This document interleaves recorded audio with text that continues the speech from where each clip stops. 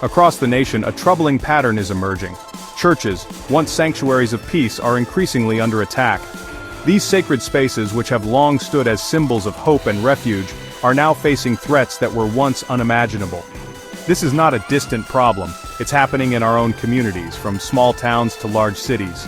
No region is immune, and the impact is being felt in neighborhoods just like yours and mine. An attack on a house of worship is more than property damage, it's an assault on the community and the principles of religious freedom. It shakes the very foundation of trust and belonging that these places are meant to foster.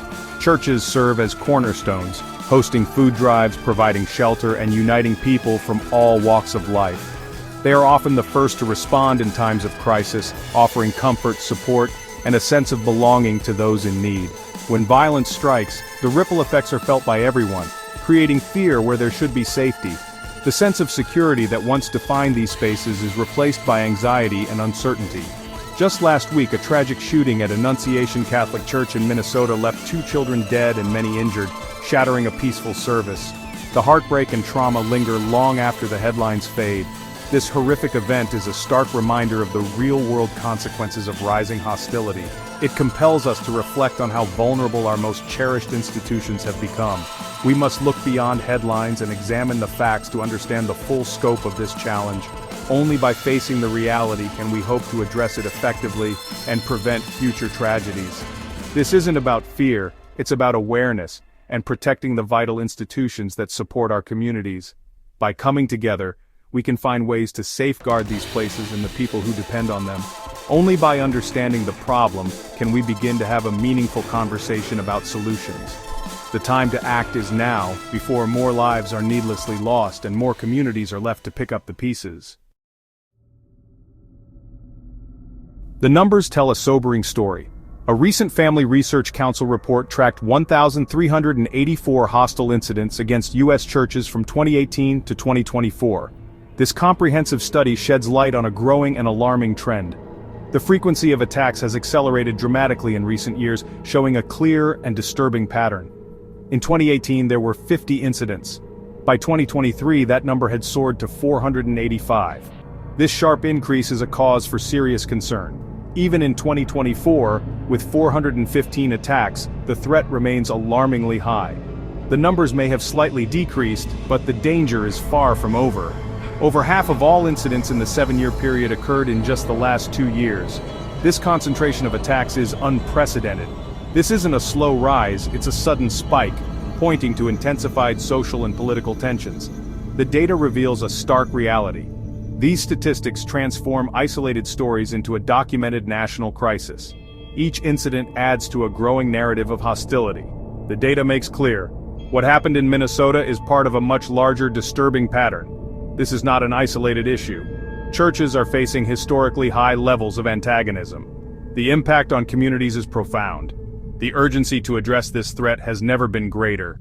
Immediate action is needed to protect these sacred spaces.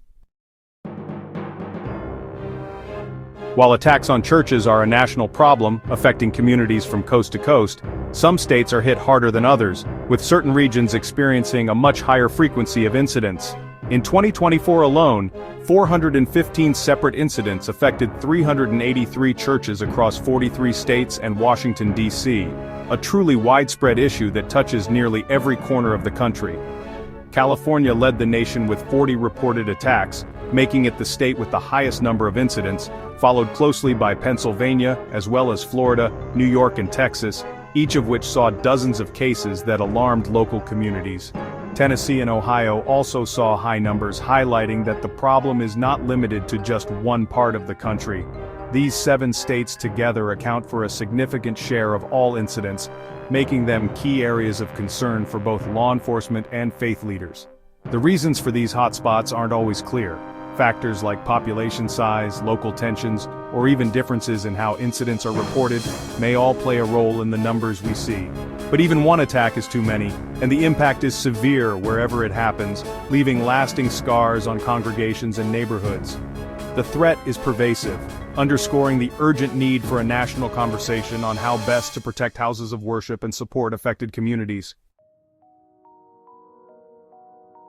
Attacks on churches range from vandalism to deadly violence.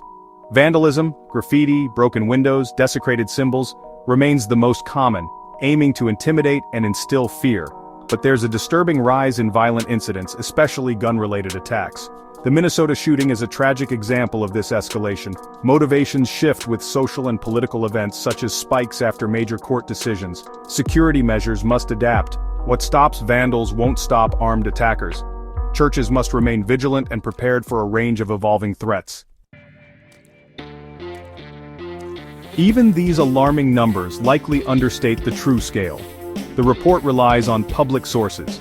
Many incidents go unreported or unnoticed. Minor vandalism is often handled quietly, never making it into official data. Not every police report becomes a news story, leaving gaps in the record. The 1,384 documented incidents are a conservative estimate. The real number is almost certainly higher. Greater awareness and reporting are essential to understanding and addressing the full scope of the threat. Protecting our communities starts with acknowledging the reality we face.